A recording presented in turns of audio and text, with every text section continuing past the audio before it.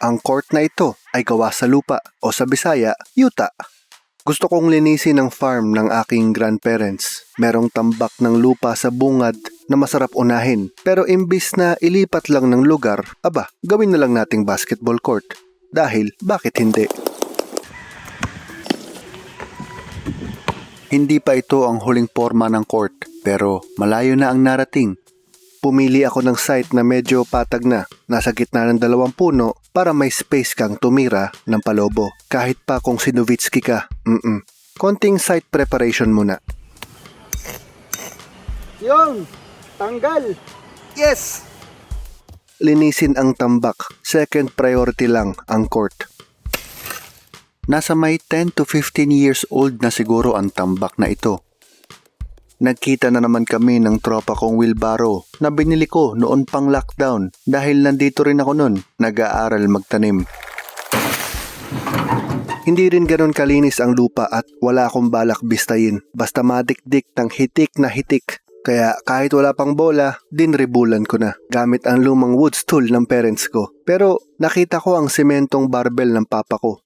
Mas nakakapagod pero mas hitik ang sapak. Nagka-muscle ako dyan. Daig pa ang gym membership sa totoo lang. Ikaw ba naman kung barbell ang construction tools mo? Medyo mababatak ka talaga. Hardship muscles pare. 3 weeks ako natapos sa kakatambak at kakatamper. Gustuhin ko man mag-hire ng katulong ay hindi ko alam kung anong ipapagawa ko sa kanya dahil ako mismo araw-araw nagbabago ang aking mga method. Eto na yata, Plok. Huling patch ng lupa na lang.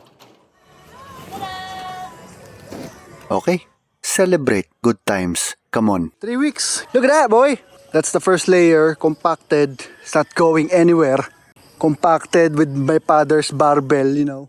Saglit lang ang celebration dahil kailangan ko nang mag-second layer. Tunganga na naman, sinubukan ko pa itong tiles method. Mga 3 days ko din tong sinusubukan, ginagabi pa ako. Pero na-bad trip lang ako dahil masyadong makapal ang kinalabasan para lang akong umulit. Ayoko to. Kaya kahit masakit wasakin ang pinaghirapan na second layer, mas masakit siguro kung itutuloy ko. Gusto ko kasi ng manipis na layer lang ang pangalawang layer pero stable at nakakuha ako ng idea sa chicken wire na nakalaylay lang din sa paligid. Ginamit sa paggawa ng compost noon. Makakalinis din ng farm kapag hinakot ko yan. Oo, gumagana siya. Stable kahit manipis. Pero madami siyang binigay na problema sa akin. Bop. Ayan o. Sumasaya dito. Bop. Bop. Yan ang sumpa ng paggamit ng recycled. Hassle. Ang daming problema ang nagsimula sa ganyang kaliit na usli. May halo ng simento itong top na manipis na layer. Ngayong nag-e-edit na ako, naiisip ko baka hindi na nga rin kailangan ng halo ng semento. Lupa lang, basta dirikdik at lalaroan ng lalaroan. Tulad din itong net, naiisip ko ngayon baka hindi na rin sana kailangan. Pero nandyan na, charge to experience na lang. Sinubok yan ng malakas na ulan. Lubog na pero lumalabas ulit matapos ang malakas na ulan. Di tinatambakan ko lang ulit ng lupa. Maraming beses na ulit ang cycle na yan hanggang sa sumuko na siya sa akin. Ako ang nagwagi. Flatness na siya, Plok. At kaya ko nang walisin. Nasurpresa ako na ang laking improvements ang nagagawa ng mga simpleng items tulad ng walis tambo, walis tingting at paintbrush. Kampante na ako na di na siya ulit babagsak. Pero importante ang susunod na test. Ang dribble test. The more you dribble, mas gaganda ang court na ito. Sa ngayon, hanggang imagine lang muna ako na may rim. Gloves update. Butas. Tama na ang pag-i-imagine ng hoop. Ikabit na natin ang hoop system. Para sa ibang video na ang mas detalyadong assembly. Basta kailangan siyang punuin ng tubig o buhangin. Pero sa hapon na ito, hindi aabot ang hose. Buti naisip ni Charlene ang contraption na ito. Bumagal na ang pagtatrabaho ko simula nung makabit ang hoop. Hindi ko kasi matiis ang backshoot. Yan ang epekto ng isang basketball court. Magnet ng mga ballers. Hindi lang ako, pati si Kuya Takoy na taga grass cutter dito. Kanina pa ako. Ha? Nariyan din ang pamangkin ko sa pinsa na si Anton na tinatawag kong Antron James. Wala, isa pa. Nakunan ko pa ang first ever Tawan makashot! Oh! successful shot niya sa isang standard height court. Yes! Okay. Umisa pa siya kinabukasan. Nice one! Antron James Makalisang. Okay. So far, trip na trip ko ang pagiging organic ng itsura niya. Humahalo sa kanyang paligid na farm. Pero may igaganda pa. Para mag-drawing ng 3-point line, free throw line, etc., kailangan ko ng tansi para may guide ako sa mga kurbada. Kinamay, magagalit sa akin si Mekus nito. Huwag ka mag-alala Mekus, ibabrush ko yan, guide lang ito. Kontento na sana ako pero may nadiskubre akong binistay na buhangin sa bodega. Lagpas 10 years old na din siguro ang tambak na ito.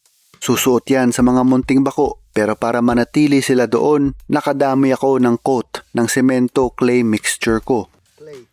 Natural na malagkit ang lupa namin at minsan halos orange pag hinukay. Kaya alam kong mataas ang kanyang clay content.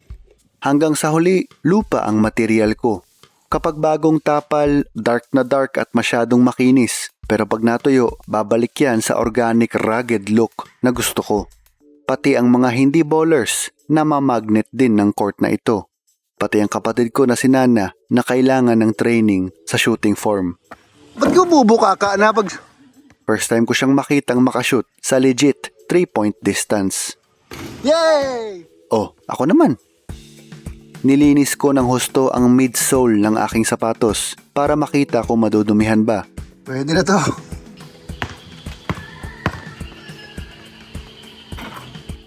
Close up ng court at ng sapatos. Yung pinangangambahan ko na alikabok ay hindi naman pala nangyari. Pakinggan mo din yung solid na tunog ng dribble at yung echo. Senyales na talagang hitik ang lupa.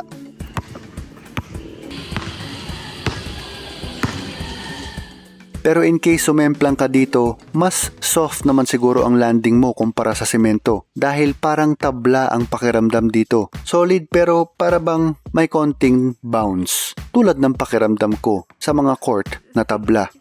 Pareho tayo nakakawit rito. Napansin ko din na hindi mainit ang singaw di tulad sa semento lalo kung kakaambon lang. Dito sa Utah Jazz, presko. Ang galing talaga ng asawa ko. Posing! Yes. Tapos plok, ganito pa ang scenery. Sariling tropical court. Medyo dream come true sa totoo lang. By the way, standard NBA din ang layo ng 3-point line, 23 feet. NBA standard din ang free throw na 15 feet. Sa kuha na ito na may sinag ng araw ay parang kukunin na ng Monstars ang talent ko. Victor Wembanyama. Mas masaya to kung may kalaro kaya kinalaban ko na muna ang sarili ko.